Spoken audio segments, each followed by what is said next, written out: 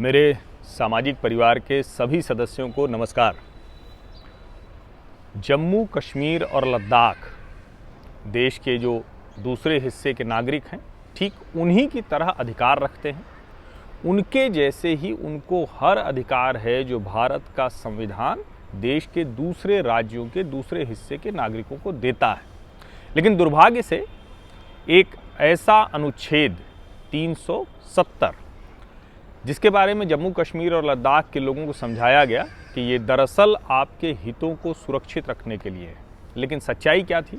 सच्चाई ये थी कि वहाँ पर लोगों को अधिकार नहीं मिल रहे थे। महिलाओं के साथ, जो वंचित शोषित लोग हैं उनके साथ, उन सब के अधिकारों को छीना जा रहा था। 5 अगस्त 2019 को भारत की सरकार ने देश के दोनों सदनों में, राज्यसभा और लोकसभा यानी उच्च सदन और निम्न सदन दोनों में, जो जनप्रतिनिधि चुनकर जाते हैं उनके जरिए, और जिन जनप्रतिनिधियों में राज्यों का प्रतिनिधित्व होता है यानी अलग अलग राज्य जो अपने विधानसभा की ताकत के आधार पर राज्यसभा का प्रतिनिधि चुनकर भेजते हैं, उन दोनों सदनों में बाकायदा बहस होने के बाद, हर पार्टी का पक्ष जानने के बाद बहुमत से अनुच्छेद 370 खत्म कर दिया गया। अनुच्छेद 370 खत्म होने के पीछे जो मूल वजहें थी वो यही थी कि देश के दूसरे हिस्सों के नागरिकों की तरह जम्मू कश्मीर और लद्दाख के लोगों को अधिकार नहीं मिल रहे थे। लेकिन एक और बड़ी वजह थी, और वो थी देश की सुरक्षा, एकता और अखंडता, संप्रभुता को खतरा, और वो बहुत बड़ी वजह थी। इसकी वजह से लंबे समय से ये चर्चा चल रही थी, विमर्श हो रहा था। लेकिन चूंकि जम्मू कश्मीर में जो राजनीतिक दल हैं, और जिसको बार बार अगर हम कहें कि परिवार हैं, दल तो क्या हैं, वो अब्दुल्ला और मुफ्ती परिवार, उनकी अपनी राजनीतिक सत्ता, वो एक दूसरे से फिर पहला, और ये चलता रहता था। और उसमें कांग्रेस के गुलाम नबी आज़ाद जैसे नेता भी शामिल हो गए, और साथ में जो अलगाववादी थे, जो वहाँ आतंकवादियों को बढ़ावा देने वाले लोग थे, उनको इसकी आड़ में जो कहा गया कि जम्मू कश्मीर के नागरिकों के अधिकारों को सुरक्षित रखेगा, दरअसल वो 370 जम्मू कश्मीर में आतंकवादियों, अलगाववादियों को बढ़ावा दे रहा था। उनको एक तरह से कहें कि एक ऐसा कवच दे रहा था जिससे उनके खिलाफ कार्रवाई में आसानी नहीं हो रही थी, मुश्किल हो रही थी भारतीय सुरक्षा एजेंसियों को।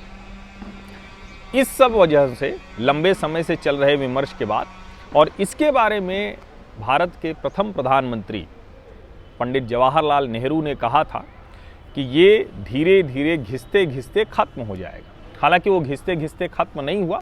कांग्रेस की इतने वर्षों तक सरकार रही और उसके बावजूद वो नहीं हो पाया। महबूबा मुफ्ती और उमर अब्दुल्ला, फारूक अब्दुल्ला जैसे नेताओं ने कहा कि अगर इसे हटाया गया तो जम्मू कश्मीर में आग लग जाएगी, जल जाएगा। अभी तो फारूक अब्दुल्ला कई कदम आगे चले गए, जिसको सीधे तौर पर राष्ट्रद्रोही हरकत कहेंगे। अगर आप जम्मू कश्मीर को जलाने को राष्ट्रद्रोही हरकत नहीं मानते हैं, थोड़ा लिबरल हो जाते हैं, उदार हो जाते हैं, तो भी जो अभी फारूक अब्दुल्ला ने हरकत की, जो अभी फारूक अब्दुल्ला ने रिहा होने के बाद, लंबे समय से ये लोग नज़रबंद थे, रिहा होने के बाद जो बयान दिया, वो सीधे तौर पर राष्ट्रद्रोह की श्रेणी में आता है। और मुझे नहीं समझ में आता कि क्यों केंद्र की सरकार ने फारूक अब्दुल्ला के खिलाफ बड़ी कार्रवाई नहीं की। फारूक अब्दुल्ला कह रहे हैं कि चीन की मदद से हम 370 हटाएंगे। फारूक अब्दुल्ला कह रहे हैं कि हम 370 हमें भी नहीं पसंद है और चीन को भी नहीं पसंद है, इसीलिए वो युद्ध कर रहा है। अब चीन क्यों युद्ध कर रहा है, ये दुनिया के सभी देशों को पता है। उस तानाशाह देश की मंशा, जो वामपंथी तानाशाह विचार है, उसको किस तरह से दुनिया में फैलाने की है, वो सब जानते हैं। लेकिन फारूक अब्दुल्ला, जो जम्मू कश्मीर के कई बार मुख्यमंत्री रह चुके, वो ये कह रहे हैं कि हम 370 वापस कराएंगे चीन की मदद से।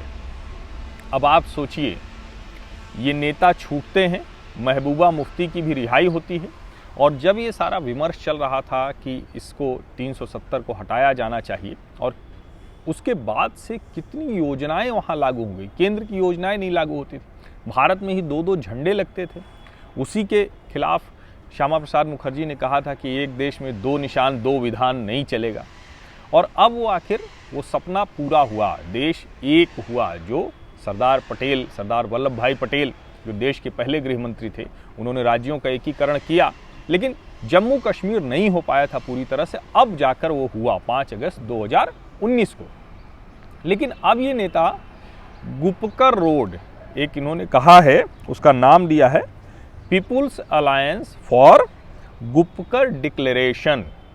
तो अब आप सबसे पहले गुपकर जान लीजिए। गुपकर रोड है श्रीनगर का सबसे पॉश इलाका, जो डल झील की तरफ सीधे जाता है, और उसी से एक तरह से कहें कि सभी जो बड़े लोग हैं श्रीनगर के, वो गुपकर रोड में रहते हैं।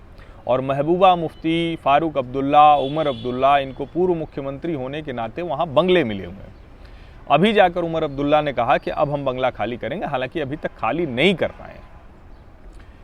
उस गुपकर रोड पर इन सभी पार्टियों के लोग मिले थे और उस पर दस्तखत किया था। उसमें कौन कौन से लोग थे? जाहिर है महबूबा मुफ्ती की पार्टी पीडीपी, उमर अब्दुल्ला, फारूक अब्दुल्ला पिता पुत्र की पार्टी नेशनल कॉन्फ्रेंस, और इसके अलावा सीपीएम के यूसुफ तारिगामी, मुजफ्फर शाह अवामी नेशनल कॉन्फ्रेंस के जावेद मुस्तफ़ा मीर, और इन सब लोगों ने उस पर, सज्जाद लोन, इन सब लोगों ने उस पर साइन किया था। और उसके साथ कांग्रेस के प्रदेश अध्यक्ष गुलाम अहमद मीर, उन्होंने भी इस गुपकर डिक्लेरेशन पर शामिल किया था, हस्ताक्षर किया था।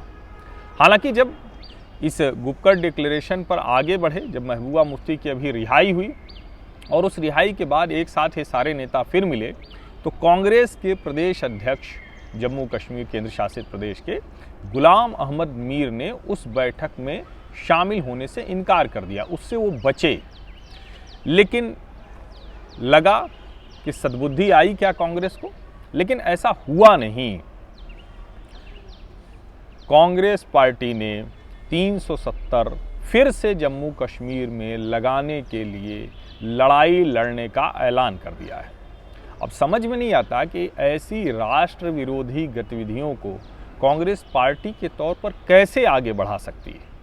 और इसमें एक जो सबसे ज़रूरी बात है कि अगर आप देश के मुसलमानों को साधने के लिए ये कर रहे हैं, तो क्या आप देश के मुसलमानों को देश विरोधी करार समझते हैं, करार देना चाहते हैं, समझते हैं उनको, इसलिए करार देना चाहते हैं, प्रमाणित कर देना चाहते हैं कि देश का मुसलमान देश की एकता अखंडता के साथ नहीं खड़ा है? मैं ऐसा नहीं मानता कि वो नहीं खड़ा है, वो बाकायदा खड़ा है। और अगर खड़ा नहीं होता तो जम्मू कश्मीर और लद्दाख में भारतीय सेनाएं, जम्मू कश्मीर पुलिस, अर्धसैनिक बल, इन सब के बावजूद हम आतंकवादियों और अलगाववादियों को काबू करने में, नियंत्रण करने में सफल नहीं होते। और एक और ज़रूरी बात, जब जम्मू कश्मीर में अनुच्छेद 370 लागू था तो सिर्फ वहाँ के मुसलमानों को वो अधिकार थे, वो अधिकार जम्मू कश्मीर से बाहर देश के ही दूसरे राज्यों के मुसलमानों को नहीं मिले थे। फिर कैसे कांग्रेस पार्टी ये सोचती है कि अनुच्छेद 370 वापस लाने की लड़ाई हम लड़ेंगे और हम देश के मुसलमानों का मत पा जाएंगे? और कांग्रेस को तो सोचना चाहिए, गंभीरता से सोचना चाहिए कि देश के अलग अलग राज्यों में जो क्षेत्रीय दल हैं, मुसलमान मतदाता उनकी तरफ चला गया। अभी उन्होंने एक और कमाल का काम किया है। बिहार में एक विधानसभा है दरभंगा में, जाले विधानसभा में उन्होंने एएमयू के पूर्व अध्यक्ष मशकूर उस्मानी को टिकट दे दिया है। मशकूर उस्मानी कौन है? ये 2017 में एएमयू के प्रेसिडेंट थे और बाकायदा जिन्ना की तस्वीर अपने कमरे में लगाते थे।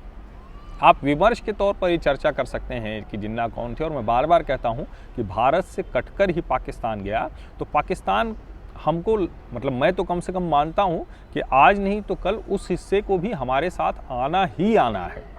लेकिन अभी की स्थितियों में जब पाकिस्तान हमारे यहाँ आतंकवादी भेजता है, जब पाकिस्तान हमसे दुश्मनी रखता है, जब पाकिस्तान हर दिन हमारे यहाँ बम धमाके कराता है, जब पाकिस्तान दुनिया के हर मंच पर चीन के साथ गठजोड़ करके भारत की एकता, अखंडता, संप्रभुता के खिलाफ खड़ा होता है, उस समय पाकिस्तान की नींव रखने वाले जिन्ना, और जिन्होंने बहुत स्पष्ट तौर पर कहा था, और अब तो पाकिस्तान उसका भी परिणाम भुगत रहा है कि वहाँ क्या स्थितियाँ हैं, वहाँ अहमदिया के साथ क्या हो रहा है, वहाँ सिंधियों के साथ क्या हो रहा है, वहाँ बलूच के साथ क्या हो रहा है, तो वहाँ तो और शिया मुसलमानों के साथ क्या हो रहा है। तो कुल मिलाकर जो जिन्ना की अवधारणा थी वही पूरी तरह से ध्वस्त हो गई। पाकिस्तान का जो पूरा बुनियाद, मतलब इसको कहते हैं ना कि जो ज़मीन थी वो खिसक चुकी है। और यहाँ अगर मशकूर उस्मानी जैसे लोग एएमयू के प्रेसिडेंट होकर और वो जिन्ना की तस्वीर लगाते हैं और उसी मशकूर उस्मानी को दरभंगा में जाले विधानसभा से टिकट मिल जाता है,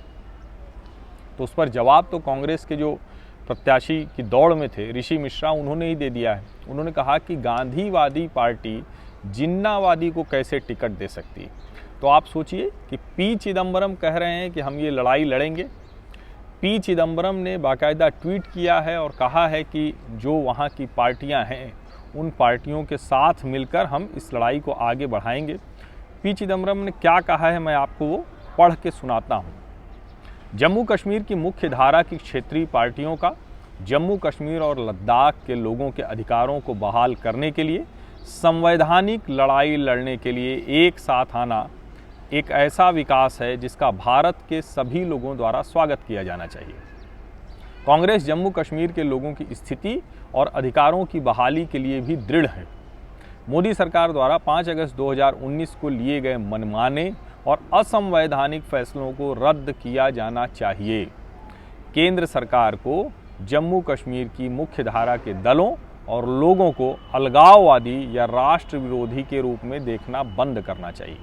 और जब हम ये बात कहते हैं तो इसको समझना चाहिए, देश का हर राज्य, क्योंकि भारत का संवैधानिक ढांचा ऐसा है, देश का हर राज्य अपने हित के लिए अपने राज्य के लोगों के अधिकारों को सुरक्षित करने के लिए केंद्र सरकार के साथ लड़ाई लड़ता रहता है। और ये भारत का संविधान, संवैधानिक ढांचा पूरी इजाज़त देता है। किसी को भी राष्ट्र विरोधी नहीं कहा जाता। यहाँ तक कि फारूक अब्दुल्ला, उमर अब्दुल्ला, महबूबा मुफ्ती और मुफ्ती मोहम्मद सईद कई बार अलगाववादी आतंकवादियों के साथ खड़े होने के बावजूद देश के एक राज्य के मुख्यमंत्री के तौर पर बाकायदा भारतीय संविधान द्वारा प्रदत्त अधिकारों का लाभ ले रहे थे, वो सुख सुविधा वो उठा रहे थे। बाकायदा ये लोग केंद्र सरकार में मंत्री रहे हैं और यहाँ तक कि वाजपेयी, अटल बिहारी वाजपेयी जी की भी सरकार में मंत्री रहे हैं। महबूबा मुफ्ती ने तो बाकायदा भारतीय जनता पार्टी के साथ सरकार भी चलाई, मुख्यमंत्री भी बनी। लेकिन मूल सवाल वही आता है कि क्यों आपको दो झंडे चाहिए। भारत का एक ऐसा राज्य जिसके एक बड़े हिस्से पर पाकिस्तान ने अवैध कब्जा कर रखा है, उसको अनुच्छेद 370 जैसे एक ऐसा कवच, एक ऐसी आड़ जो आतंकवादियों के लिए बनती है, जो अलगाववादियों के लिए बनती है, जो पाकिस्तान को दुनिया भर में यहाँ का मुद्दा उठाने के लिए एक आधार देती है, उसके साथ कोई पार्टी कैसे खड़ी हो सकती है। और उन पार्टियों की अपनी मजबूरी होगी। आप सोचिए कि आपको ध्यान में है ना कि वो आईएएस अफसर, वो साहब गए थे वहाँ जम्मू कश्मीर में पार्टी बनाकर चुनाव लड़ने, और जब उनको लगा कि नहीं अब राजनीति नहीं हो पाएगी, दरअसल वही विभाजनकारी राजनीति जब नहीं हो पाएगी तो लौट आए, पार्टी भी ख़त्म कर ली। उनके साथ एक मोहतरमा भी गई थी जो वामपंथी मोहतरमा है, वो भी गई थी। वहाँ जाती हैं तो पूरा बाकायदा वो मुसलमान हो जाती हैं, देश में वो वामपंथी रहती हैं। ये गठजोड़ भी खतरनाक है। पार्टी खत्म, सब पूरी तरह से आउट। क्यों? क्योंकि अब उनको उस विभाजनकारी राजनीति की ज़मीन नहीं मिल रही है जो 370 की आड़ में मिल रही थी, जो उनको उम्मीद थी। और अब वो लोग सब वापस आ गए और वो साहब तो कह रहे हैं कि फिर से हमें आईएएस बना दीजिए, जो कि सरकार को नहीं बनाना चाहिए, ऐसा होना नहीं चाहिए। लेकिन मुझे जो मूल बात कहनी है वो ये कि क्या कांग्रेस इस तरह के राष्ट्र विरोधी कृत्यों को करके कांग्रेस के नेता कांग्रेस को बहुत गहरे दफना देना चाहते हैं। और जो बार बार कहा जाता है, ठीक है जनवरी, फरवरी, मार्च कांग्रेस का नया अध्यक्ष आ जाएगा, लेकिन क्या कांग्रेस पार्टी सचमुच कांग्रेस मुक्त भारत के लिए खुद ही ज़मीन तैयार कर रही है? इस पर ज़रा ध्यान से सोचिएगा। बहुत बहुत धन्यवाद आप सभी लोगों का।